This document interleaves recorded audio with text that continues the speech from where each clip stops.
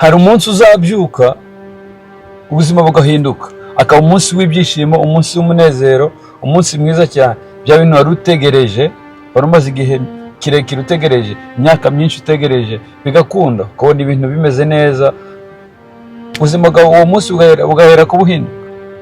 Icyo ufite gukora ni ugukomeza kwihangana, ugakomeza kugerageza ibyo usanzwe ukora kandi byiza, ukareka ibitekerezo bibi, ukareka ibitekerezo bitameze neza, ahubwo ugakomeza ugakora ibyiza.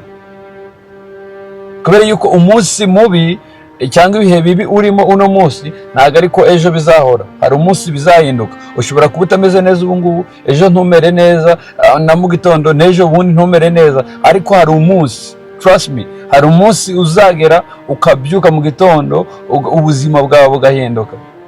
Bya bintu wari umaze ahantu wifuzaga kuzagera, ubuzima bwawe bugahinduka, ukabona ibyiza wari utegereje, wari umaze imyaka miremire cyangwa amezi menshi cyane utegereje, ubwo buzima bwawe bugahinduka. Icyo ufite gukora gusa ni ukomeza kwihangana, ukomeza gusenga Imana, ukihangana, ukizera Imana, ukomeza ugasenga, ntugire negative thought, ntugire ibitekerezo bibi, ugahora ufite ibitekerezo bizima, ibitekerezo byifuriza abandi ibyiza, ibitekerezo bitagira ishyari. Wabona umuntu ateye imbere ukishima, wabona umuntu ageze gutya, hari ahantu ageze ukanezerwa, kuko nawe hari umunsi wawe uzagera ibintu bigahinduka.